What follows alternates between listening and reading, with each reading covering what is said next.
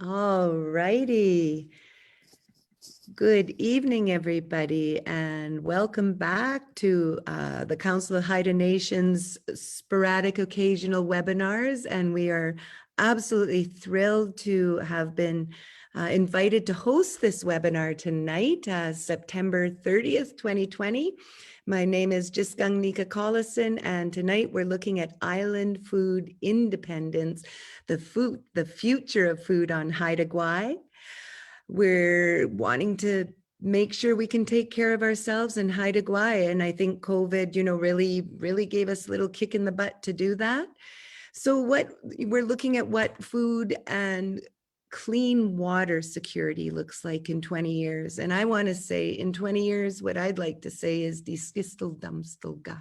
My belly's full and round. So I'm really excited to be a part of this.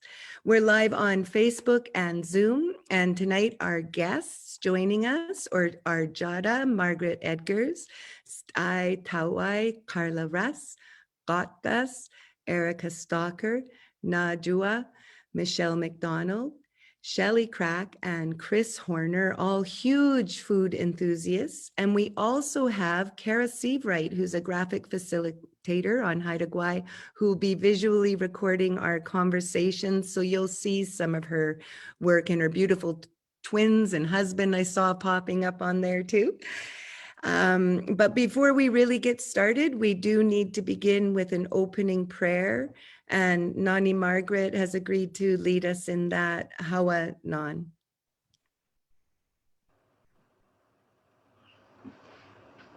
So I'm glad to start the meeting today. So I'll say an opening prayer first.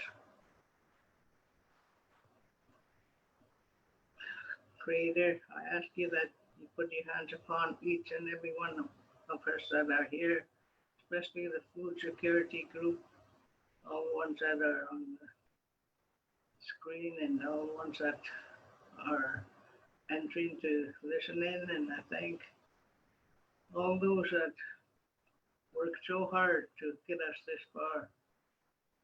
Stop for a moment and put our thoughts in ones that have passed, especially May Russ.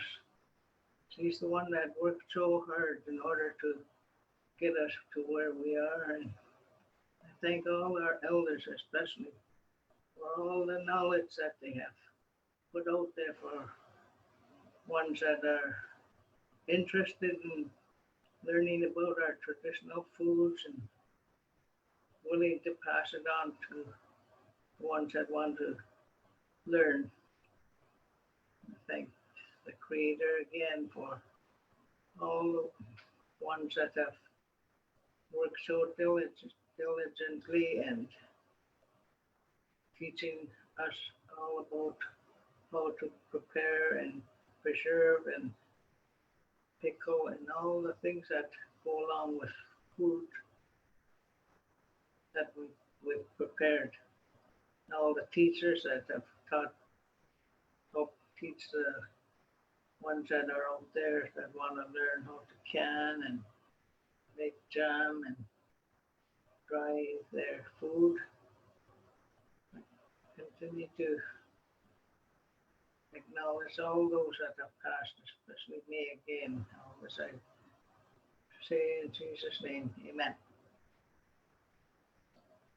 Oh, and it's pink, no, Orange T-shirt Day. Well, remember all those that have thought about Orange T-shirt Day. Oh.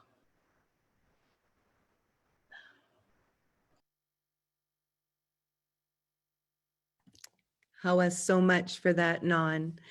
And just before we move on, there have been a couple of passings within our own nation and some of our neighboring nations, and obviously there are many others in the world. So we send our love and prayers to everyone. We wish you much love and light and strength, and we're here. We're here thinking of you all. So I got to pull up my notes here. So island organizations are in this early stages of creating an island-wide food and clean water strategy. Over the next year, a team of food enthusiasts would like to undertake a community engagement process to create future of food on Haida Gwaii and all island food strategy. The future vision of a food and clean water secure Haida Gwaii will start by listening to the youth, elders, knowledge keepers, farmers, and processors from the islands. Haida citizens and citizens of Haida Gwaii will have an opportunity to voice their vision of a food secure island. This is really a beginning of a very critical process. There's a lot more engagement coming. We do have 2 more webinars planned after this, and probably a series of more as we continue to work with the community. Just want to give you a heads up. The next webinar is going to be with the youth, and it's going to be hosted by our Desmond Collinson. I'm really excited to see that one as well.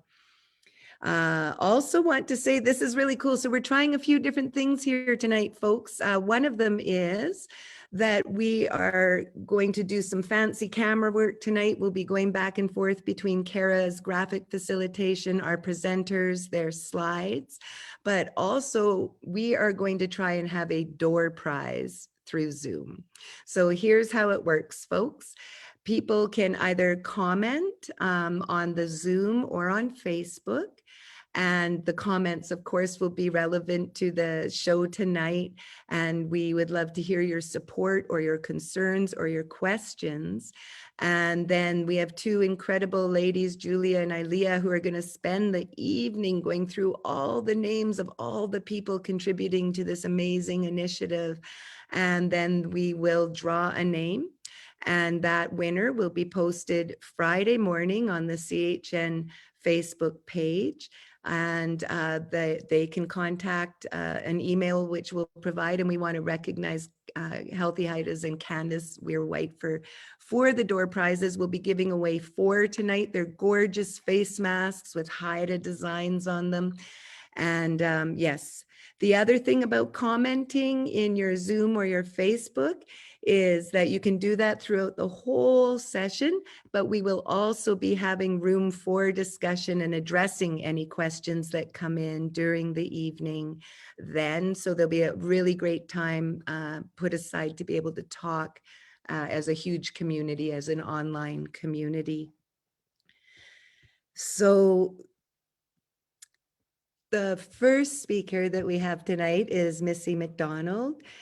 Najua, Missy McDonald was born of the Kianusali Raven clan of Old Masset and has also been brought into the Araska Kiigawai clan, or the Raven Wolf clan of Anu, by Thelma Shannon, my auntie, and that's where Miss got her name Najua from. It was Maud Moody's Haida name, and Maud was an amazing food securities and knowledge keeper in Skidegate.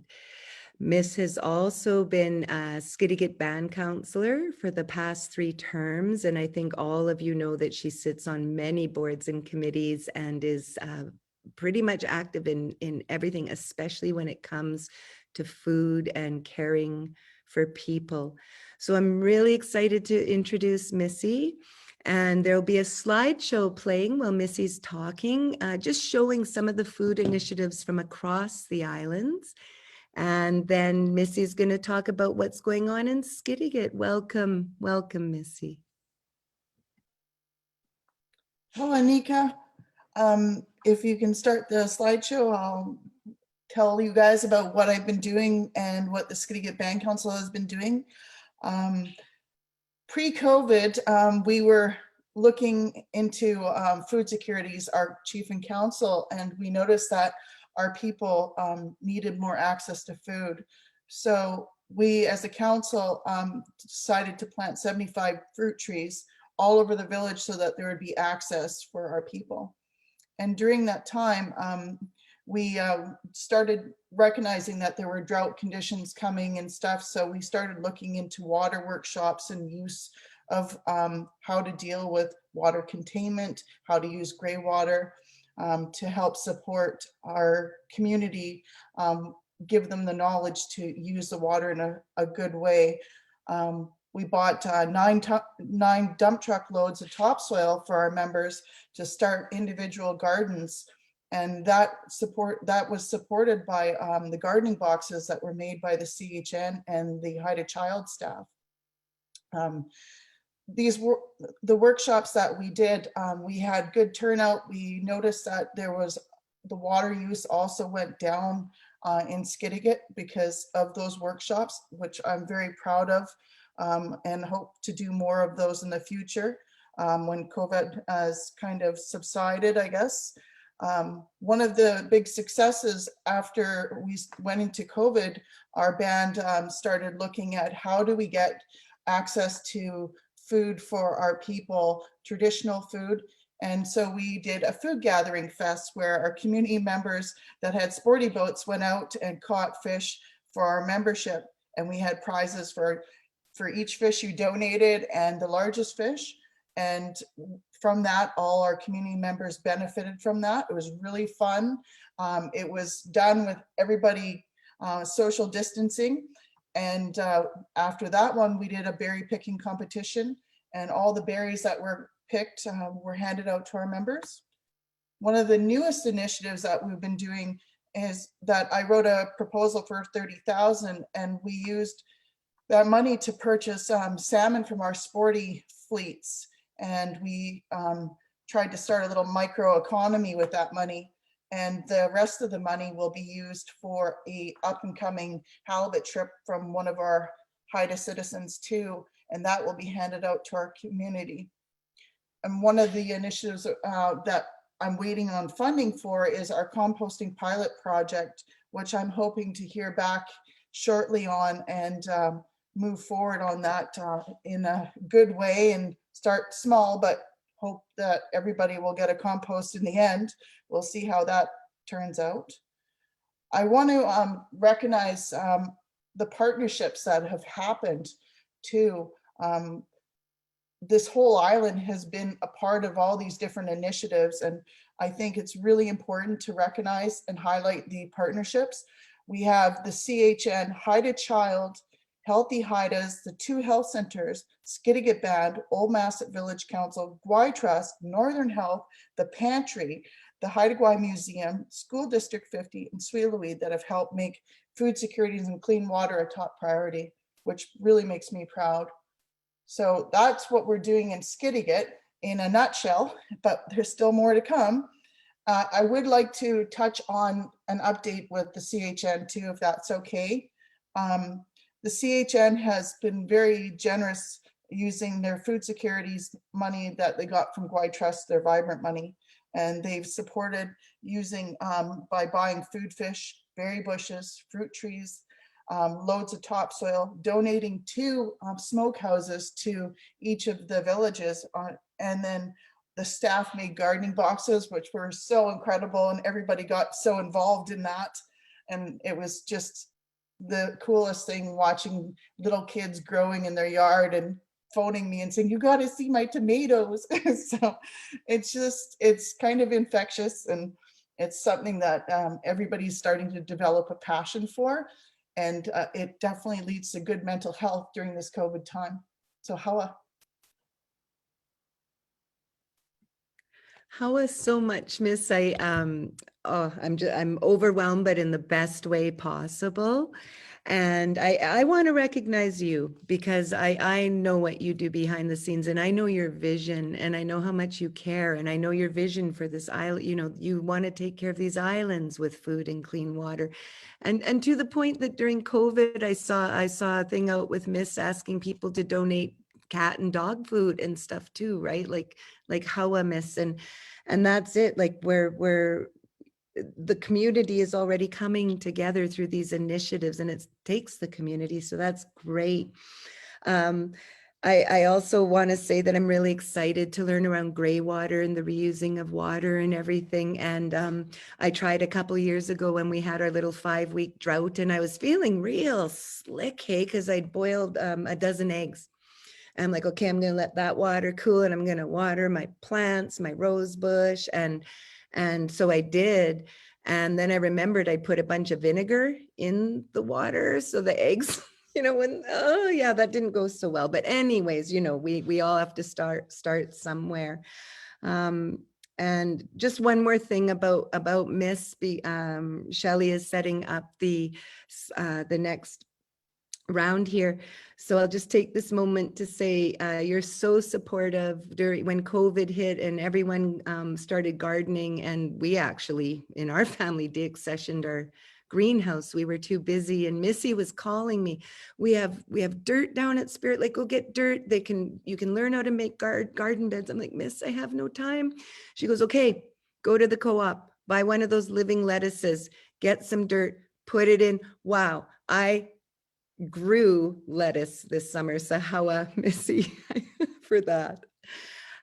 Okay, so our next up here, and I'll just remind people that if you have questions or comments, you can throw them in the Zoom or Facebook comment section, and we will get to them at the end of the presenters. So that's great. Shelley, are you ready? Excellent. Okay, Shelley Crack is a registered dietitian with Northern Health and a co-lead for this incredible local food to school program that we have going on here. Welcome, Shelley.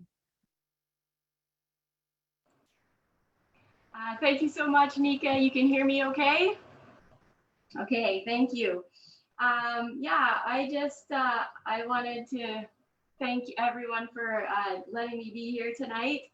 I know that Missy and I and the whole team that's on tonight have been thinking about food security for a long time, but also many weeks leading up to this. And there's sort of three things that really strongly came through for me that I wanted to touch on. And the first one is a little bit about how much food can support the economy and support the people in our communities. And we were gifted, Local Food to School was gifted a lot of funds this summer from OMBC and Haida Child Family, Gwai Trust, Skidegate Band Council. We had all these funding streams come in to support us to do a hamper program. And there was days, often it kept building and building, but what I started to notice is that we were really spreading that money that was running through the program to local people. And so we were able to put that money into hunters, honorariums, and fishermen gas. We were able to pay for processing of different food. We were able to pay farmers, people harvesting out on the land, and food coordinators. I just want to recognize Rhonda, Cyan, Leanne, Jessie, Deb, Marjorie, and Jenica Bell, who ran summer food hampers all summer. And I really saw that money spread around our community. And I just think, is there this potential of food to just build our food, the money in people's pocket? And when I think about food insecurity and poverty being an issue, and that food has a way to give back to people, harvesting and being a part of our food system, it gives me a lot of hope. And that really came through this summer. And then the second thing that really struck me, and this was something when I traveled back to Toronto with Margaret and Sue Gladstone last year, and Tessie, we were at a Nourish convention about food in hospital. And there was such a big theme about planet health and personal health. And I've been working in healthcare for over 15 years, and it was like the first time I realized that the wealth and health of the planet Earth is totally connected to the health of our people. And probably everybody else has thought of that way before me, but it was an aha moment. And I think about protecting the land and how food can help that cause. And I think back in 2017, Local Food to School gathered people around, and harvesters and gatherers and hunters, school people, and had a learning circle and created a vision. And I'm going to read that vision quickly here. And it's to support and expand upon the existing culture on Haida Gwaii that's centered around traditional and locally grown food by helping one another grow, gather, prepare, preserve, protect our food through hands-on learning and connection to the land and the sea. And I just have that word protect underlined because I know it was Margaret and the elders at our circle who said we need to protect the land so we can continue to eat. And so I really think about the future, really including that protection of our food sources. And then the last piece I just want to touch on is this idea of health. And I'm a registered dietitian who got trained in the university and came up here thinking that, you know, sitting with people and making goals around changing their diet was the answer. And I sometimes joke that after my degree down in the city, I got another degree here on the island with all the mentors around food. And really, I just see how much food and the food activities that you're going to hear about tonight build health on so many different levels. And I think it builds culture, connection to land, and it really builds health, not just of the physical body, but of the spirit. And that's been a gift to me as a dietitian because I just really want to be putting my energy into this food movement. And I have a small story to end with, which is Nislene Healing House hired 2 youth this summer, and those kids work so hard in a variety of projects. And I think Chris is going to touch on what they did at OMBC. They worked with our summer hamper programs, and they worked with the Nislene gardens, as well as the individual gardens in the backyards. And I know Sarah Stevenson and Candace Weir worked hard and really saw this mentorship opportunity and building food sovereignty with these youth positions. And I had a special day where we went down to the garden that was newly created by Terry Carty in Masset, and that was just created since COVID. And Chris helped him get all the supplies to build that new garden. And there we were in August harvesting just tons of greens from that garden. And that we picked greens for about an hour. We had 30 bags of greens, and we literally went down, washed them all up, and brought them into the hampers, and they were delivered to people's homes the next day. And I guess I just had that moment where I'm like, this is well-being, you know, where you're connecting, you're growing the food as a community, you're working to getting it to people together, and then people are receiving this nourishing food. And you'll see a few slides tonight where we've been able to get a hospital food, traditional food into the hospital. And I know Margaret and Jenny has really supported me to help that, facilitate that happening. And that's where I'm going to end with, I just think food could help build the economy, help nourish the planet, the land and the sea, and individual and community health. Hawa. Now, it's hard not to clap after listening to you guys. How was so much, Shelley, and just a couple things I'll touch on there as we get ready to get to speak with Nani Margaret. The health of the earth, it informs the health of people, and I love telling this story, and it's so relevant to what we're doing. When my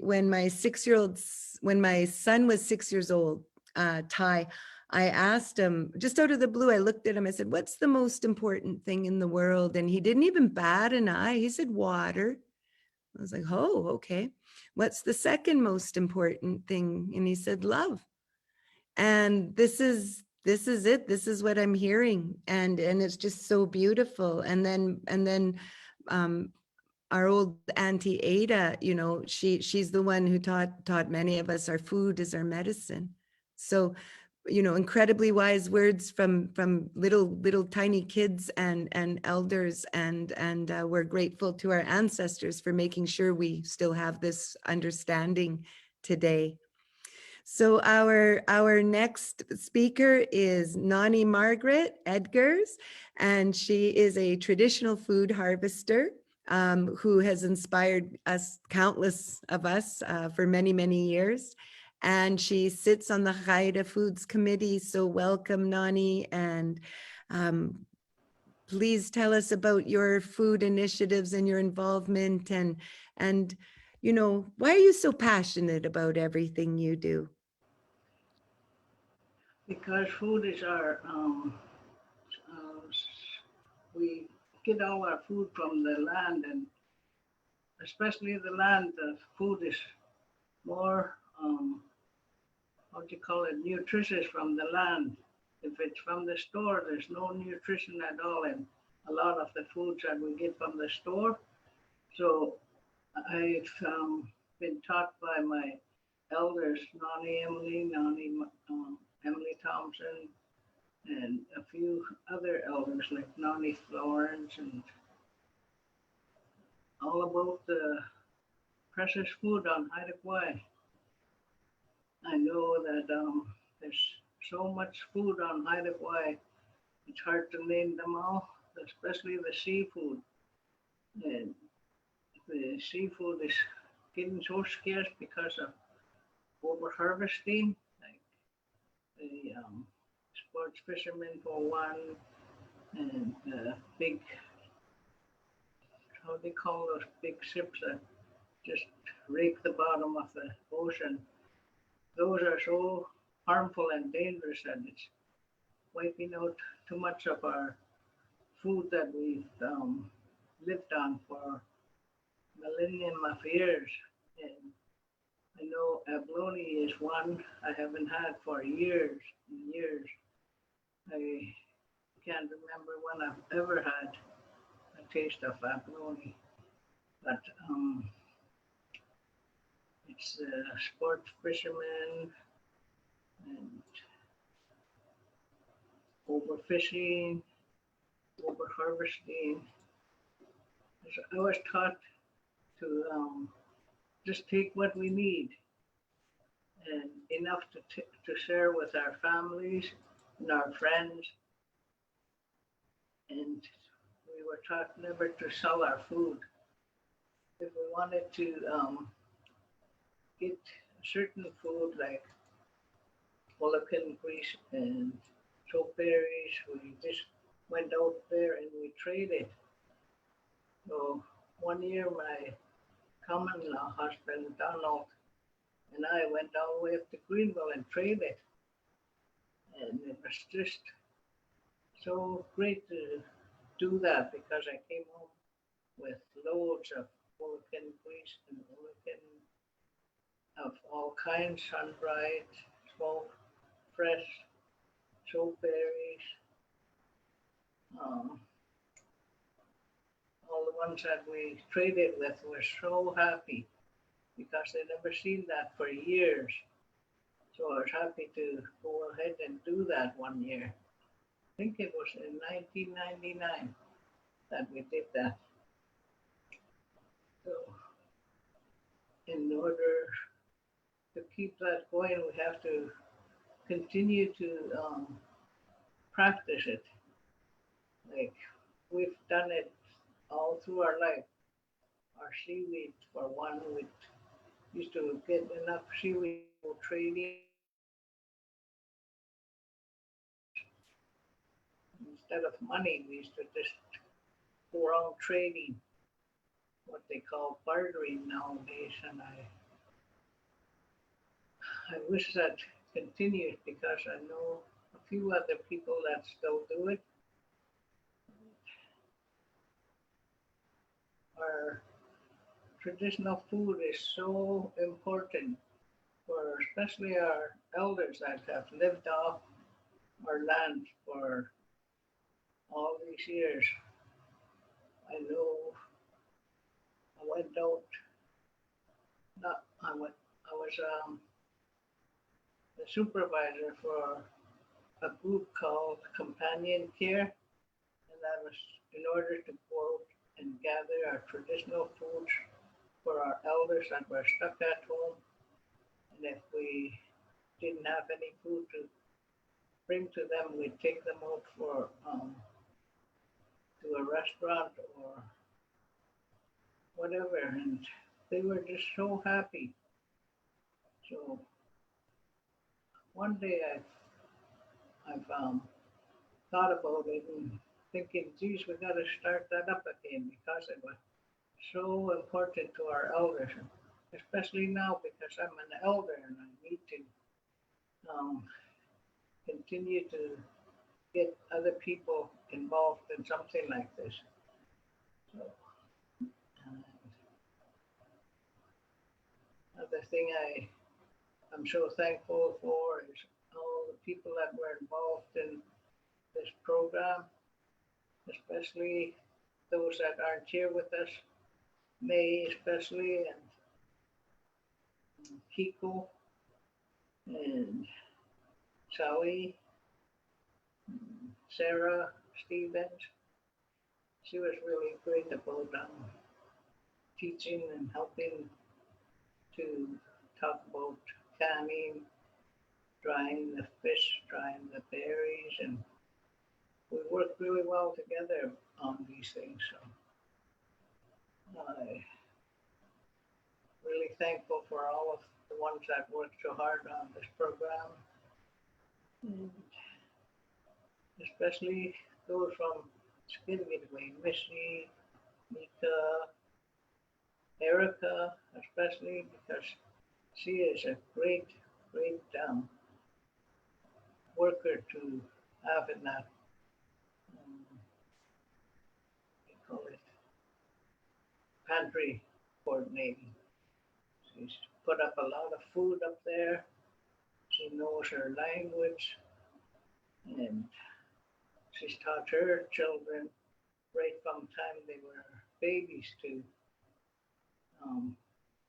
she introduced the traditional foods to them as soon as they could start eating food.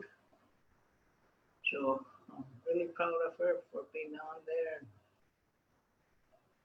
continue to see her doing that. And, I don't know what else to say. So I'm just really happy about all this. And when we did go to Montreal, we went to the cornfields. We went to all the different nations, 6 nations. Blackwater. Everybody was so interested in what we were doing and we want to learn so bad about traditional foods and how important it is. So I think there's been a lot of people that have joined up in this program, Foods to School. And there was one part where when we went, it was about the hospitals. So I'm glad that got brought up. The hospital food is so terrible here at one time. So a lot of people complain about it and it's no good. So I know that hospital foods are introduced to the hospital on Haida now and up in Skinigit and down here.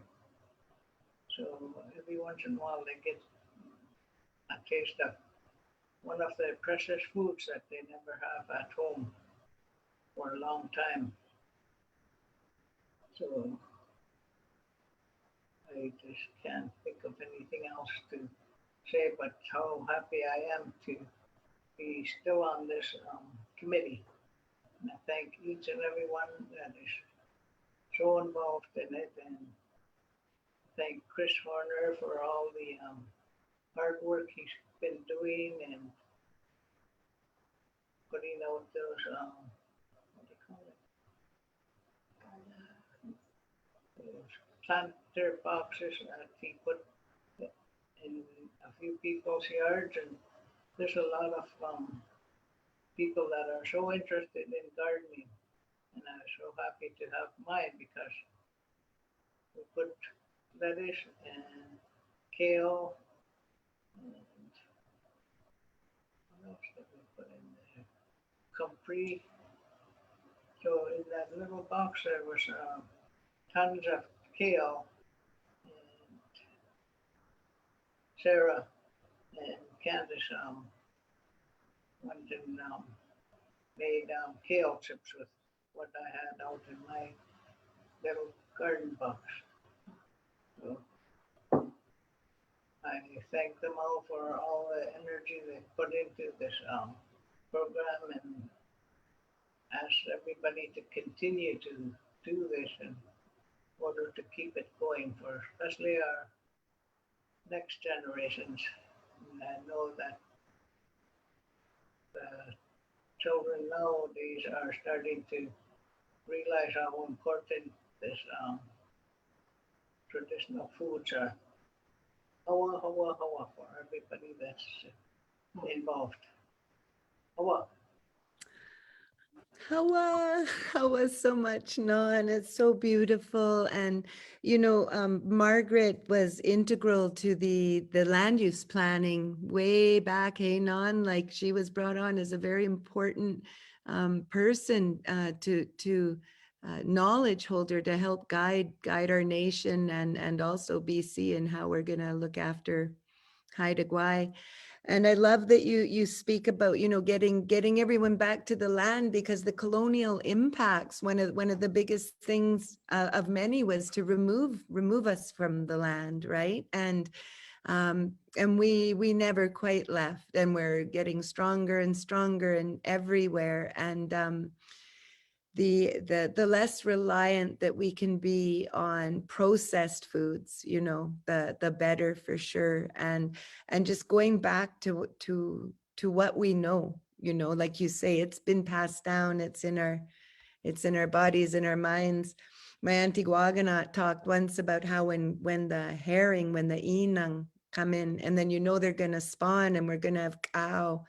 And the feeling, that you can get, it's in your body, like it's something that comes out. And yeah, we're connected. We're all part of it. So I lost my notes because I was too enraptured. Nan, just a second here. Okay, so Wait, I forgot about to mention about the what they call cloudberry. It's called, and it's called Kaukuga, and it used to grow so thick. And after the introduction of deer, we don't hardly see that cloudberry, and it's a naughty berry, I say to my kids when I talk about it, because I don't think they'll be able to taste or enjoy the taste like we do. I said it's just a naughty berry. So when I get it, I'm really happy. So imagine how happy their elders are when they get food that they never have for a long time. amazing, hey. Yeah. Those are the things, though. So cloudberries, I don't know much about them. I actually didn't know they were hard to find. So these are great things to take note of and add. Like you're saying, we have to give ourselves back, hey? We have to give ourselves back to the lands and waters. And that means bringing out your knowledge and other knowledge and making that part of our plan, hey? Yeah. How anon. So our next speaker, our next guest is Ai Tawai, Carla Russ of the Oth clan. Her mother is Brenda Russ and her father is Mitchell Russ. Carla is a family preservation worker for Haida Child and Family Services Society, and recently starred in a video along with her co-panelist tonight on a video called Healthy Haida's Initiative, and it's a fabulous little film, and we'll send you our viewers a link later if you want to follow up with the great work that Carla is doing. Welcome. And how about you tell us what you've been up to, which I know is a lot, and why is this meaningful, this work?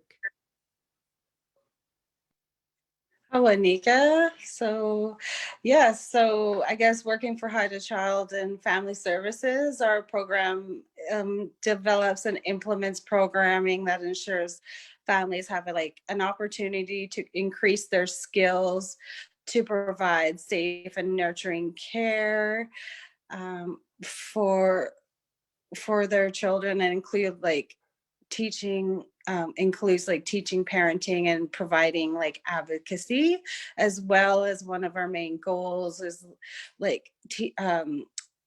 for our programming to teach traditional food gathering and preserving, which I've teamed up with Erica Stalker at Local Foods to Schools. So together, it just felt like we could deliver it bigger and broader for the community. And I wanted to make sure, instead of stepping on toes of other organizations, that it was important to work together in an effective way to deliver food programming to our community. I believe that we need to establish relationships in order to reach our long-term goals.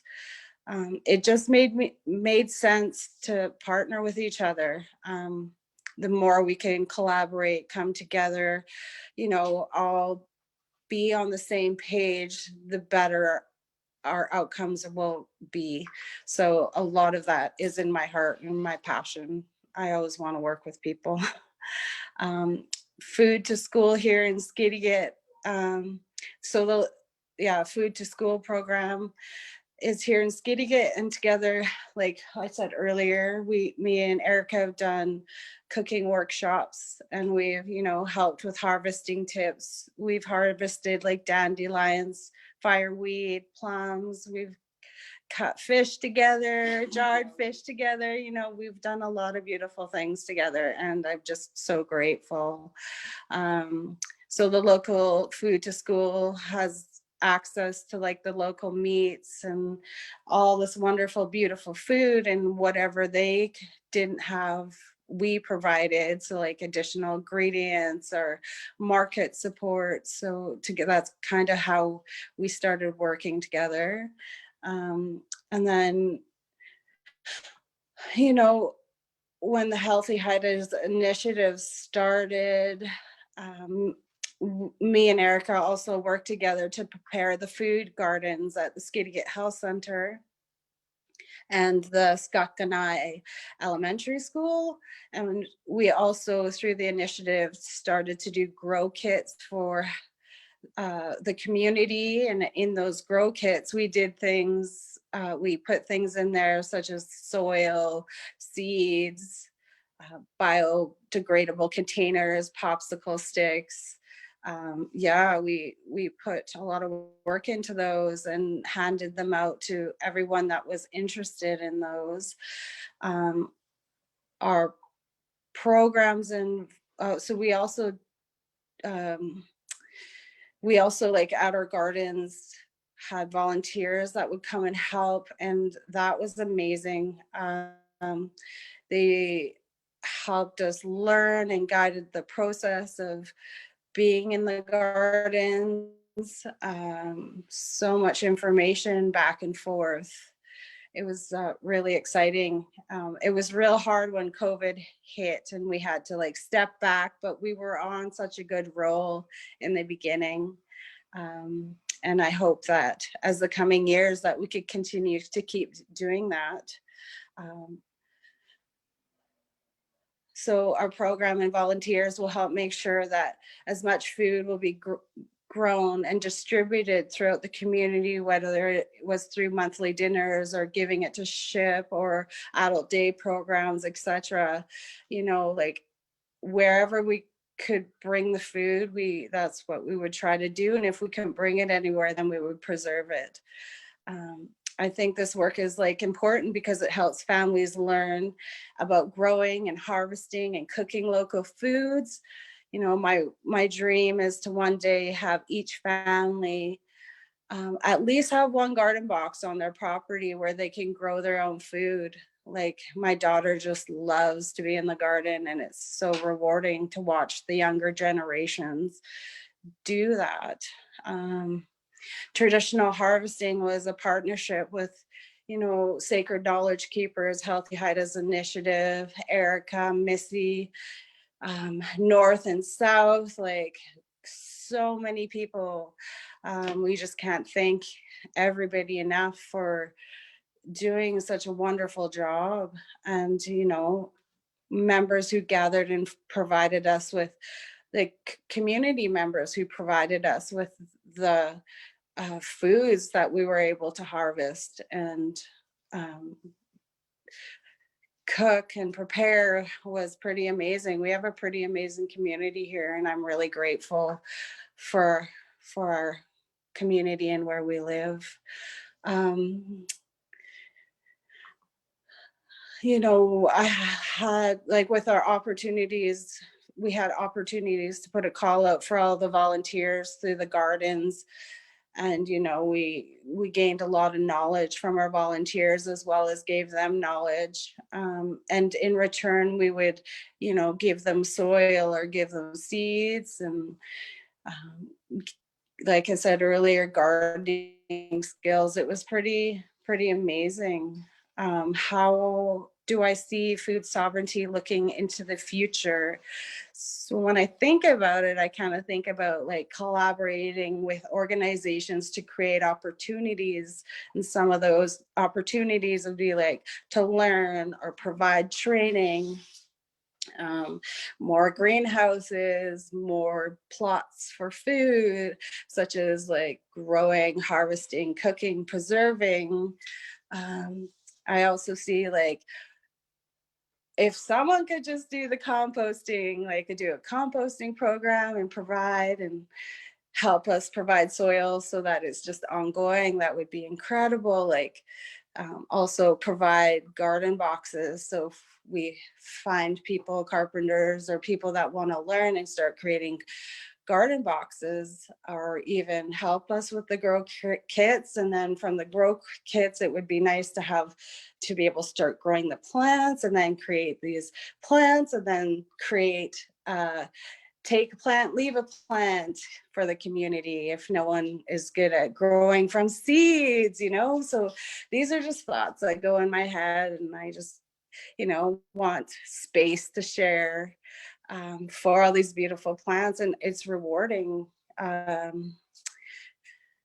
You know, it just creates more job opportunities and you create it as food sovereignty increases, and it enriches our community for the future generations, to, you know, and always remember to bring back our old traditions and teach respect and joy. And also through these trying times, I just want everyone to be kind and be good and be strong and be happy and be you. And so with that, I just want to say how, and I'm grateful to be a part of all of this. Oh my God. How Carla, so much.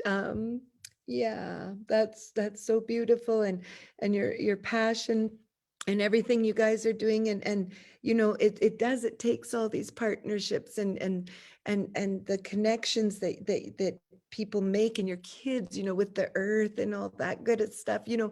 And I'm so glad you're looking at our challenged gardeners. I already talked about trying to water my roses with vinegar. One of my kids, and I planted, you know, about 36. Yeah, we used 3 egg containers and planted all these seeds, including some that Auntie Valine gave us, and we wound up with 1 sunflower.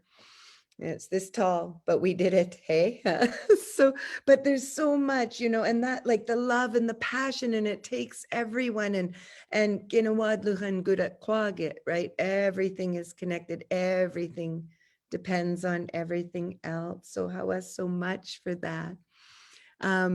We have just a couple more speakers before we get to a greater conversation with our online world.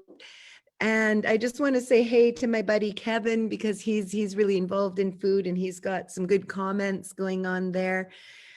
So the last 2 guests we have, the first one is Erica Gotkus. Erica Stalker is from the Guigandlas branch of the Yakulanes. She is currently the South End local food coordinator and for the food.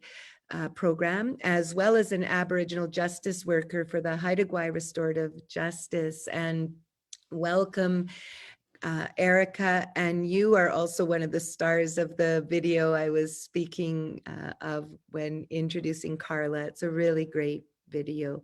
So you are also incredibly passionate and community minded and into the language and everything. And Erica, what have you been up to and why do you do it?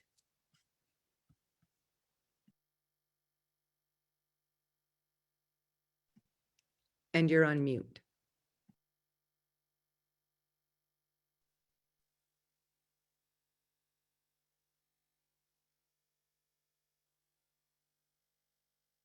So now you're unmuted, but I can't hear you or see you.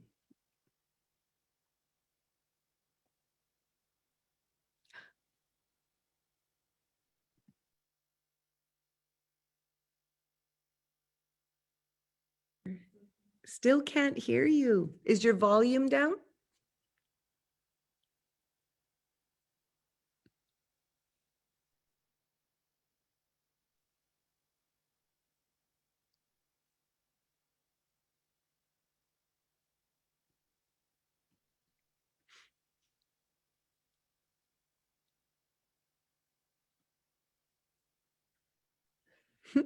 We're just trying to get those of you that are just maybe coming on. We're just trying to get one of our guests, Erica Stalker, on the line. It looks like she has to call in so that she can speak.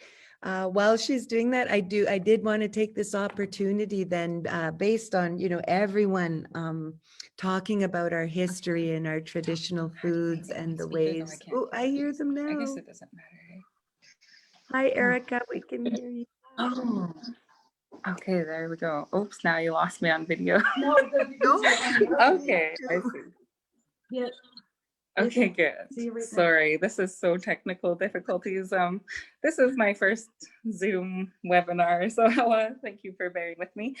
Oh, I was trying to say hi to Nani, Margaret, and Hawa so much, and Hawa to Nika too, and yeah, so I've been the South End local food coordinator for the local food to school program.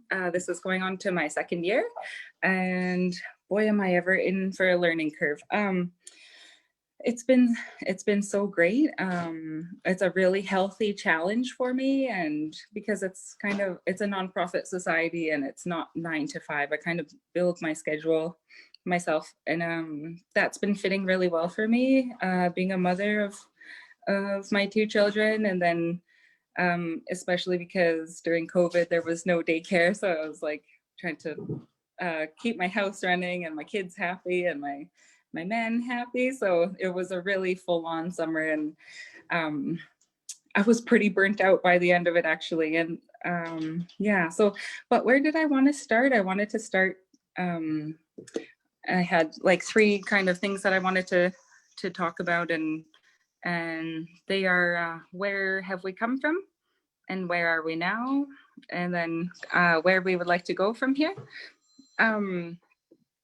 So where have we come from? I just have a few little notes, so I'm just going to kind of refer to those a little bit. And so some of the first things that come to mind to me when I think about where we've come from is from 10,000 plus years of survival on Haida Gwaii, and even thriving on Haida Gwaii as the Haida Nation. And it was ringing so clear for me today in regards to Orange Shirt Day, and it made me reflect and remember my nanny that had gone to residential school, my nanny Audrey, and then and when I had learned about the food experiments that were happening there. And so sorry, it's a little bit heavy, but we know that that many of our elders and people, they have very serious food aversions and food trauma, even from having to take part in those residential schools, from that from bearing through that genocide. And it's well known and well documented now that those residential schools were basically starving children to see how long they could survive on the smallest nutritional intakes possible and things like that. So when I think about those things and I think about the colonial practices that were lawful, that were legislated through the Canadian government at those times, and it reminds me of the problems that we have had with different entities for our food harvesters. I've seen through social media over the past few years a number of people that have talked about being basically harassed by different officers and that sort of thing, and so it's still happening, right? Our people are still being targeted and harassed about their food harvesting practices and that sort of thing. So I think about those things quite a bit, and then I think about how important nutrition is. I got to take some holistic nutrition classes when I lived in Victoria. It was a part of a community herbalist program that I took part in, and it was really driving the point home for me about how important it is to take care of our bodies. And our teacher was so cool. She talked about like the frequency of the earth and how when we have high frequency surrounding things that are growing, then that frequency is transferred into our bodies and that sort of thing too. And our bodies are literally our DNA is like, it has receptor cells for the local foods that we have here that have been here for thousands upon thousands of years.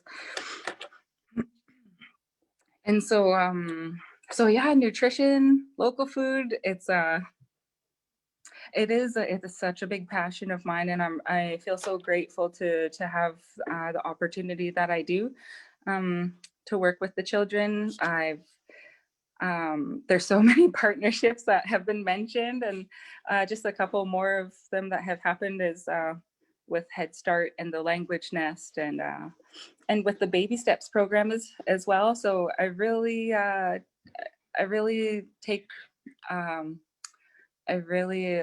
enjoy my job for that. That I get to source and share, distribute local foods to people from all ages here in the South. And then I even get to send deer meat up north, and I get to feel really good about that. So yeah, I have many partnerships. I even have a partnership with myself, because I wear two hats, like was mentioned in my intro. So I'm the local food coordinator here in the South, and then I'm also an Aboriginal justice worker. And it's been really nice to be able to have clients come to the garden and be able to get their hands into the dirt there and fulfill their community service hours and that sort of thing. It's so good to have help. And there are so many resources at our fingertips right now. Things like Google and things like YouTube, right? There's been such a boom in gardening here on Haida that I've been really happy to see, to watch it flourish. And I'm so grateful for everybody that does take time out of their days to share their harvesting and their preservation on social media, because it's one of the main ways that we can connect right now. And Auntie Jenny Cross comes to mind, because she has so many beautiful videos, and she not only shares the how to do things, but also why we do things the way that we do. And we do have so many things, like Nika had mentioned about Wadluan Gudat Kwagida, about how everything's connected in it. And it always reminds me of Chief Seattle as well. And he said that what we do to the web of life, we do to ourselves. And so I think about those things when I think about the food that I want to eat and the kind of protein that I want to eat, because in holistic nutrition classes, I was learning about how damaging the processed meats are. they're actually carcinogenic. So there's all these things that we have to take into consideration when we think about how we want to live our lives right now today, and how we can live our lives that aligns us with our past and our history, and which of those lessons and teachings we can carry forward for ourselves. And I really appreciate Nani Margaret talking about my kids, because they really love the foods that come from the earth here, and it makes me so happy that they enjoy. And I really have to give thanks to Shane too, because I literally worked so hard over the summertime that I'm just so grateful that he also believes in the food sovereignty and security movement. He cares and believes in it enough that that I was able to work the long hours that I did over the summertime. And he's taught me so much too. It's been so fun because he has a lot of know-how, and I really like just random interesting facts. So we have a lot of fun with that. So what else am I thinking about? Oh my gosh, the school distribution. Holy smokes. Okay, so where do we start there? I really want to say hello to Cyan Naliweg and Leanne Bogstad, because they were really helpful there at the school. We had 67 homes between Skidegate and Miller Creek and Queen Charlotte, and those are homes of children from the schools. And so we were able to distribute. We had a weekly distribution from Skadganai, and so we moved a lot of food throughout the summer. It actually started in April. And then so from April through to August, there was like hundreds of tomatoes that got distributed, and I tried my best to get a lot of proteins and berries, because that's what my kids really like. So I figured if, probably a lot of them would be maybe a bit similar, hopefully. So that was incredible. Like, that was a huge undertaking every single week. And then along with that, I was also distributing to the children's homes from ALM in Sandspit. So there was 12 over there. And then for a few weeks there, I was supporting the local food to flow through Port Clements as well. And there was 18 homes there. So that is, I'm pretty sure, about 90 homes every single week that we were thinking about, and that we were trying to get as much food to as possible. Yeah, so that's the school distribution. And then where do we want to go from here? So yeah, I really think that Carla covered quite a bit of that for both of us. Like, I guess some of the things that come to my mind are supporting families to grow and to harvest foods. And it's been a real challenge, honestly, with COVID. It's been hard. I normally am not an anxious person, but there were times that I was literally afraid. And so, to work through those tough moments, when we get through the other side, it's so rewarding. So I'm really glad that everybody in our network, they really held together and worked together really well.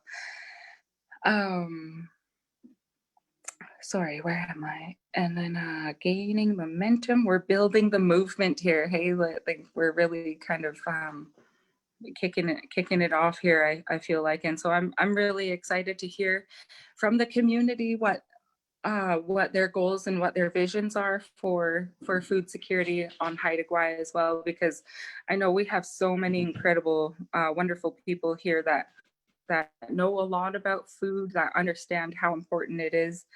And then, oh, sorry, we have a vacuum cleaner starting over here. Okay, sorry. Holy, that threw me off for a second there. Oh yeah, okay.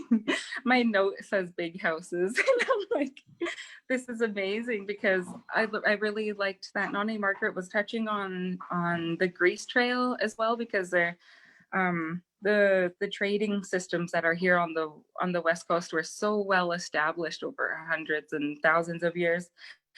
And it reminds me of the big house opening when we went to Bella Bella in October.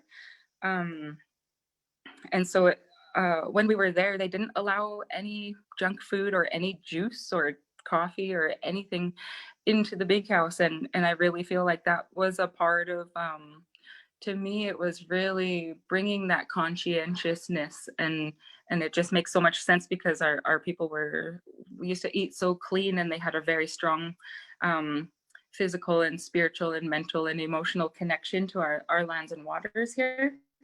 And so I really, really appreciated that, because then when the food did come, it was really like ceremony.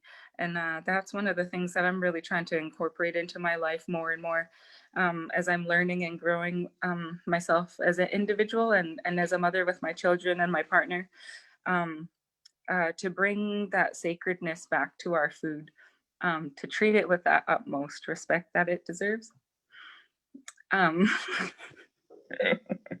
I'm just like really grateful for the visions that we get about where we can go from here. I'm so excited, and I have a lot of hope, because every time I bring deer to the school or different things for the kids to work on, to learn about, it seems so natural for them. It seems like a really natural, easy flow. I mean, some are not as familiar, but the kids that do a little bit at home, it's incredible. Like it really shines in the school too, and so I'm really looking forward to being there more, and to continue raking in the deer, because I don't know how many people know this, but there's like 200,000 deer on Haida. And that's just astounding to me. 200,000, like people are always so worried about hunting. And I mean, I guess it's a problem in the easier to access areas. But there's a lot of deer out there that we can be eating. And so, I mean, we brought in, I think 50 deer over the summer. We brought in about 50 deer over the summer to distribute to the families. And I mean, like, that's a drop in the bucket, right? There's a lot more to go. And when we think about how detrimental the deer are to our ecosystems, they're really detrimental to the understory of our forests and that sort of thing. They eat all our medicines, like Nani Margaret was saying. So those are some of the things that I can see moving forward. And then I got to do a partnership with the Skidegate Youth Center as well, where we did like a hunted to danced workshop, and that was sponsored by Gwy Trust. And so the kids actually, I brought a friend over from Smithers area, and he taught the kids how to tan the deer hides. Like, we were eating deer stew, and then the kids are like tanning deer hides. And then they brought elders to the youth center, and they actually showed them how to make regalia out of the deer as well. And so, you know, I'm saying, like, yeah, we're going to eat a lot of deer, but even though they're basically invasive and introduced species, we still, sorry, I might be cutting in and out. We still want to show that kind of respect, and try to use as much of it as possible. Yeah, I feel like I've talked and talked, so I'm really excited to hear people's feedback, and yeah, please share with us what works and what doesn't, and yeah, I'll see you around soon. Oh, so much, man. There is so much love in food, right? And it makes me think of Rose Russ in another of those videos too, saying it just tastes better when you share it. But the strength that you really put on the interconnectedness and the health of the land. I was fascinated with that vibrating stuff. I'm not going to try and get into it now, but the what you were talking about, the frequencies or whatever, like there's so much to learn, right? But Lucy Bell, my dear friend and cousin, she asked a question in her master's thesis, which is what would our ancestors do to save our sixth language? And she has 100 ideas or recommendations from elders and past knowledge, and a lot of it focuses on health, right? On getting ourselves back into exactly what you're talking about, Erica, and making ourselves healthy, and that's how we're going to save everything else that needs to be helped too. So how especially the passion. I need a Kleenex next time. So our last guest before we go into an internet conversation is Chris Horner. And Chris is works with the North End Food Bank, and he is the pantry coordinator there as well, and works with the elders at the Adult Day program. All of you guys work together. How are you doing, Chris? And are you still there? I can't see you. Yeah, I'm here. I just left my video off because I have bad internet service. So I thought Shelly was going to show a slideshow and I would just give a little talk. Right. Okay, great. That sounds good. And maybe I'll just take a moment to let the viewers know that we were trying to do some online graphic facilitation with the amazing Kara Seavright. And we do have videos, but sometimes the internet here on Haida Gwaii does cause a few hiccups, but we all roll with it here. Hey, Haida Gwaiers. So sorry about that. I just thought I'd take a moment to let people know that, Chris. Yeah, no problem. So, hey guys, I'm Chris from the Elder Center. I work for Old Masset Village Council and the Food to School Pantry program. I'm one of the coordinators. At the beginning of COVID, when our program shut down, we started garden boxes, and we wanted to keep our minds busy while investing in the future. So to date, we've put together 450 grow kits with seeds and soils and sent them actually even up the coast. Tofino has some. And we've built 276 garden boxes that have went out to people in the community. And it was kind of special because it created like a little hub down at the Elders Center where everyone was coming and like, do you have celery? Do you have carrots? Do you have this? And it was really neat to see everyone's excitement growing. Old Masset Village Council invested into the community. They put 3 community gardens together that are producing as we speak. CHN gave us 2 smokehouses for the community. And Old Masset Village Council and CHN contributed toward water catchment systems and compost systems. Every Friday, we delivered local groceries to elders. And it was amazing to hear all the stories resurfacing, not to mention all the new ones like the nannies chasing the deer away or the ravens away from their gardens. In the future, I think it would be neat to create like a sustainable farm that we can be used for education at the Elder Center. So like it'd be neat to have goats and chickens, and it'd be neat to see the nannies trying to collect the eggs and milk the goats for our stuff. I know there's a lot more that I really didn't touch base on, but everything's just been so amazing. All the partnerships with CHN, Haida Health Center, the Skidegate Band, Old Masset Village Council, just everyone's been amazing. And it was neat to see the hype around town. Everyone was gardening. Everyone was out cleaning up their yard. There was food growing everywhere. And it was just pretty amazing to see.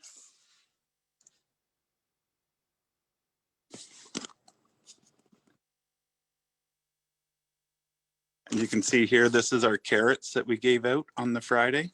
I think there was $1,500 worth of carrots. People were stopping down and bringing us gifts to the greenhouse, and then we were trading them, and they would take plants back to their own yard to grow. This is Latasha and Blanche with 76 of their program's garden boxes that they delivered. People coming down and working in the greenhouse.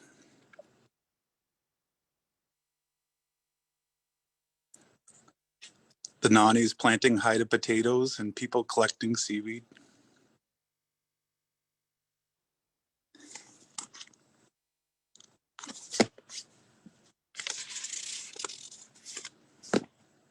Prawns for the community, Nanny Margaret watering. Yeah, special thanks to the Healthy Haidas, Sarah and Candace and all them. All our work couldn't have been done without everyone chipping in and everyone stepping up. So thank you. That's it for me, Nika. How so much. And you are such a passionate guy. I just loved having you on the last one. What you guys see up on the screen right now is an email. This is the email. Send us, being everyone involved in this big project, your ideas, your visions. What do you want to see in 20 years? What does food security, clean water security mean? And I love that our panelists tonight, sharing what it means, why it's meaningful too. There are so many dimensions that were brought in tonight. So hgfoodstrategy@gmail.com. And we'll start getting a more consistent presence on the internet about this initiative and stuff. But we really do want to hear from you guys. As you could hear from all these presenters, we're all in it together. There's no silos going on here. And that is the Haida Gwaii way. So that's very exciting. We are going to move into some questions and comments. I just want to let everyone know, in case people have joined later, that we have door prizes that we're going to try and give out. We have 4 beautiful face masks, non-medical face masks with Haida designs on them that Candace Weir-White was able to get for us.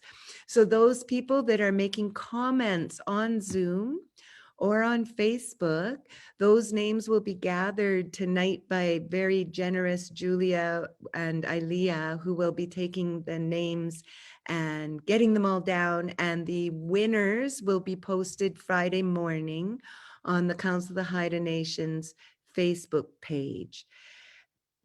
So I had to scroll back to try and get to the first comment. But first, I also want to tell everyone what you're looking at right now is a beautiful graphic facilitation that Kara Sievewright did, listening to all our extraordinary presenters. And there's a beautiful comment from Cyan. I feel food security starts with food literacy.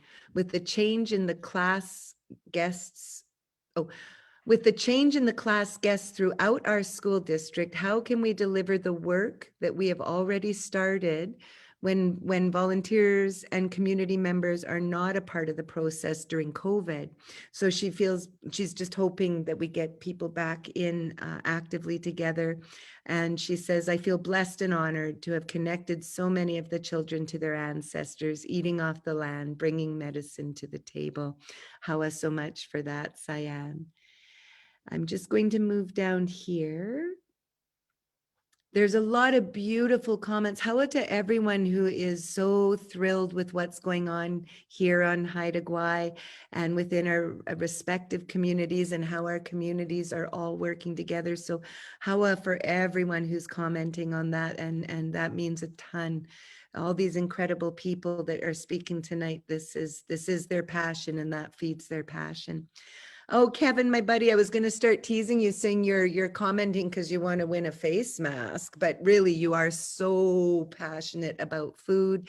And you were mentioning with the cloudberries that growing traditional food in hydroponics, so is an initiative that the Old Masset Village Council is pursuing, which would be very cool. That sounds really interesting. I look forward to hearing about that in the future. And lots of good comments about composting. There's information from Clem 2 that Kevin Brown, who works in food as well in Old Masset, from Clem 2 on their Central Coast community composting. I'm just doing a couple comments. There's a compost education center in Victoria, which is a wonderful program Marnie Smith is mentioning to us that might help setting one up here.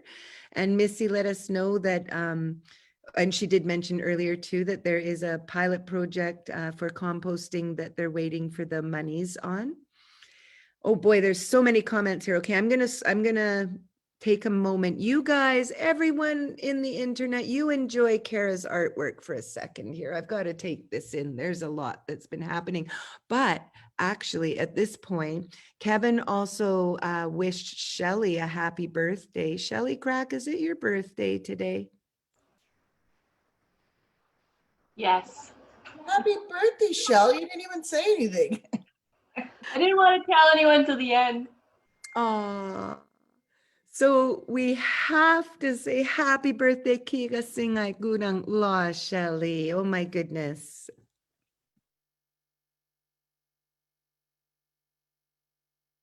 Okay, so Dr. Carolyn Schooner, hi Carolyn, or Caroline, some of the Ulnagay wa Luhan Gudat is Communities Together Society members have begun to dream ways of supporting local food security initiatives, and they're looking into maybe things like community kitchens and Dajing Geets.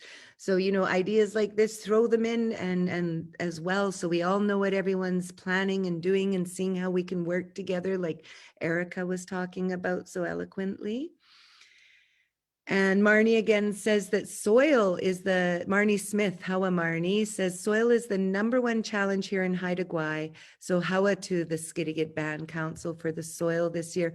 I'm going to stop there and ask our guests, the challenge for soil, is that about the type of soil we need, or is that, or Marnie, you can also type in the bottom too, of course. But what might be the challenge around the soil? I know for us in Miller Creek, it's very acidic because of the trees. We're also pretty soggy. And so when we want to plant, we definitely have to bring in soil, but I don't know much about it. Within Skidegate, there was not a lot of good accessible soil for a person to go out and get it. So that's the reason why we brought in the topsoil. If you dig down into the soil here, it really doesn't have all the nutrients you need in some cases. Some areas have more midden dirt, which is great, but other areas have some clay, and so you really need to have some other soil brought in so you can mix and make it a lot better for growing. Awesome. Okay, Hawa for that. And then actually a little bit lower down, then Marnie says, my vision is soil, compost, and no fish, deer, seaweed, garden waste. We need a family business like in Seashell. So that's interesting too. We'll have to look into that. Does Miss too, when you were talking about a composting pilot project, would that also include a commercial composter that you hear about, like off island, for the biodegradable things that people sometimes use?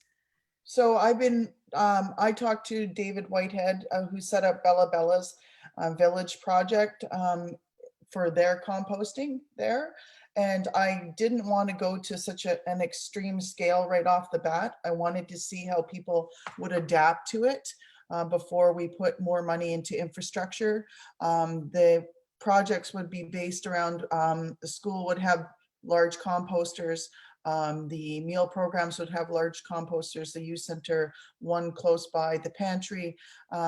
So we would look at the school kids taking buckets home and coming back with their family waste and that to dump into the composters to help that compost develop soil for those families involved. So I want to start out on a smaller scale, but I have talked to David Whitehead, who said he would help us set up a larger system if it looks like it could be successful.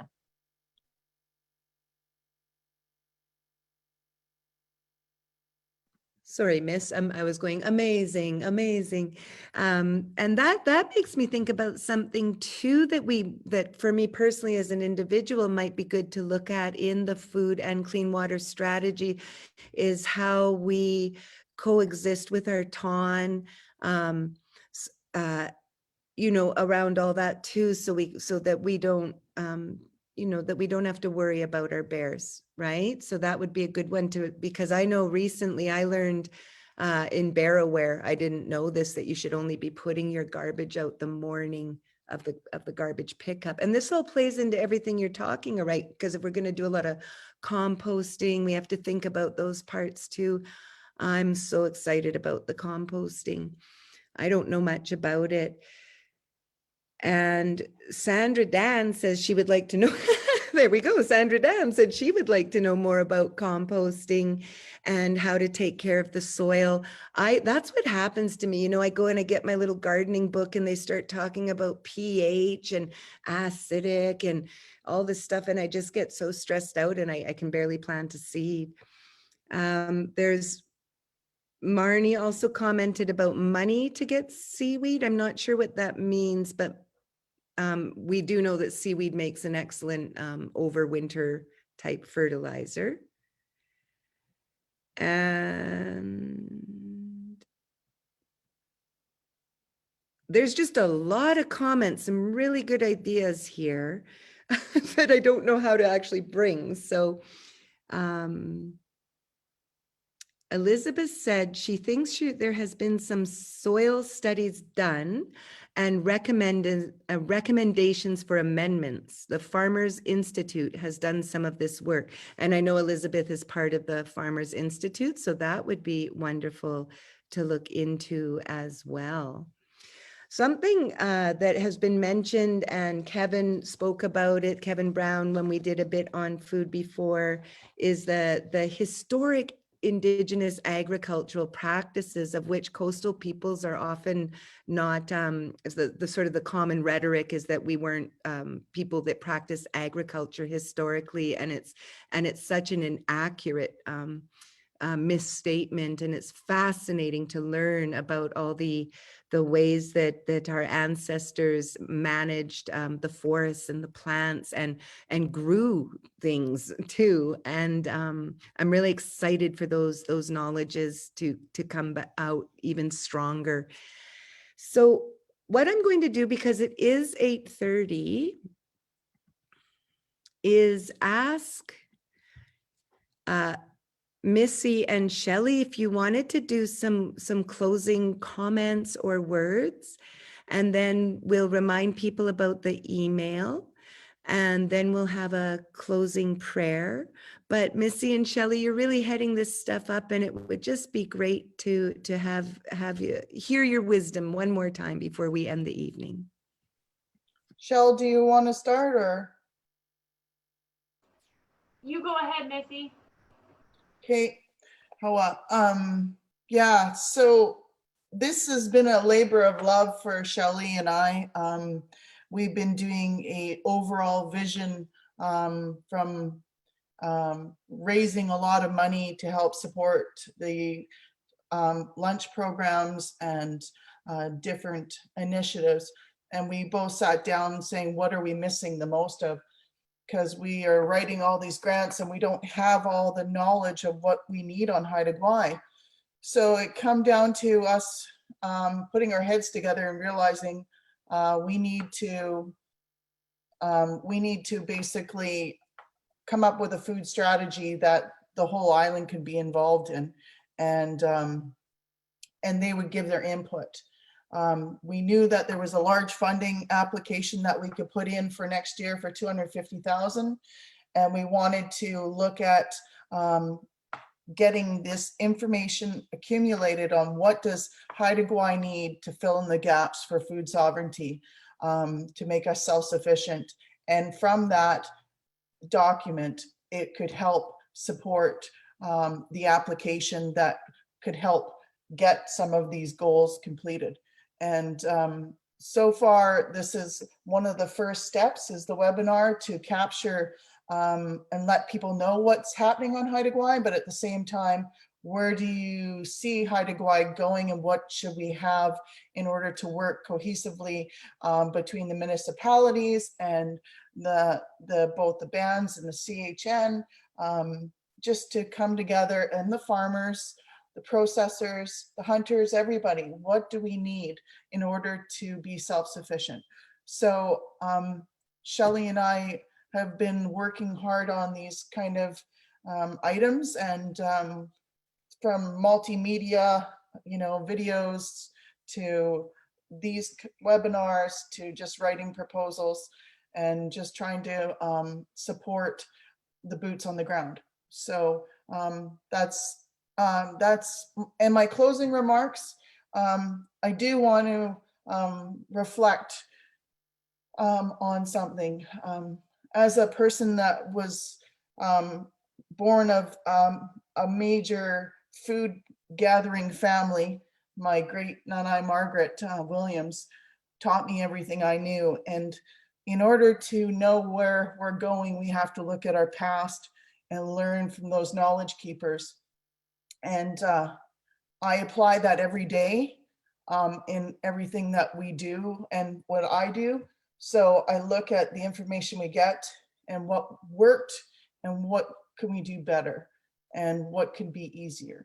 So what I hope is that we look at the people that are around us, our elders, our knowledge keepers, and try to ask people if you need help mentoring somebody, or you want to mentor somebody, just reach out, because every little person doing something is a building block to getting us to the end result of food sovereignty. So I want to just give a send my love and thoughts, because our dear May Russ that passed was someone that I looked up to.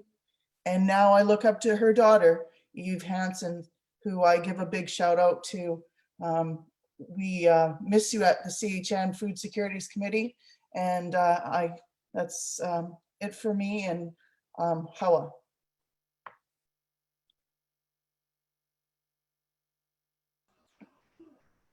Hawa, so much, Miss.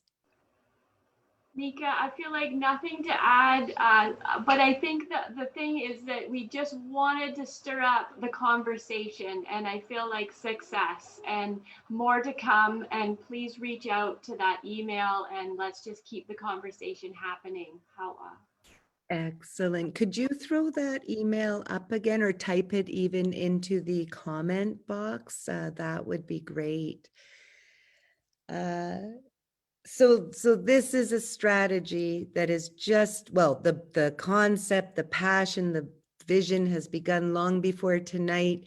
And here it's being brought to you here by a number of partners, of which the Council of the Haida Nation, Haida Gwaii Museum, Swila Weed, Healthy Food, or Healthy Haidas Initiatives, Food to School program. I know I'm missing a bunch, but it's an incredible one. And what is being happening here is we're extending out and saying, join us. We're all in this together. Where do you want to, how do you want to see food and clean water security on Haida Gwaii in 20 years? Earlier tonight, I said, I want to be able to say, "Di skistel dumstelga," my belly's full and round. And tonight I can say, I'm so grateful. And tonight I can say, my heart is very full. So Hawa, to all of the guests and all of the listeners and all of your exciting comments and enthusiasm.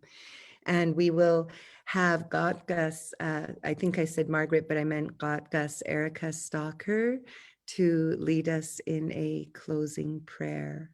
Hawa dalang wadlahan.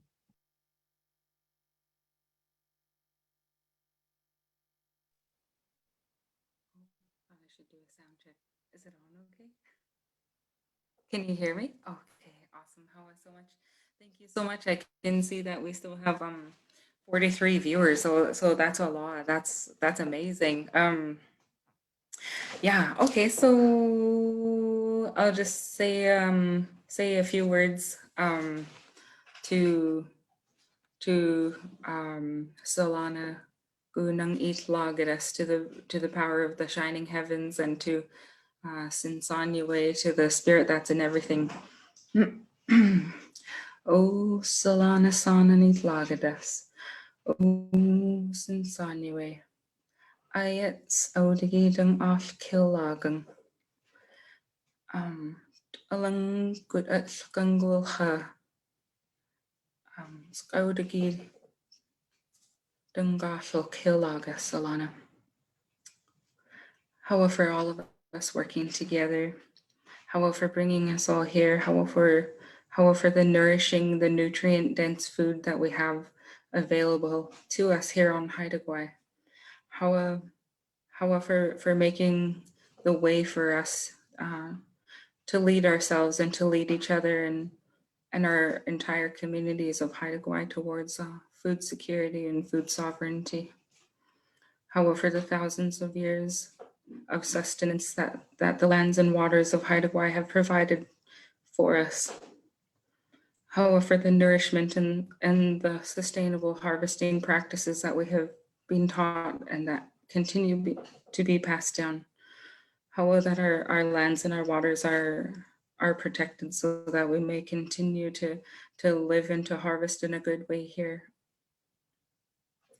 However, to all the partnerships that have been developed, and thank you for taking each and every one of our hands and for guiding us along this journey.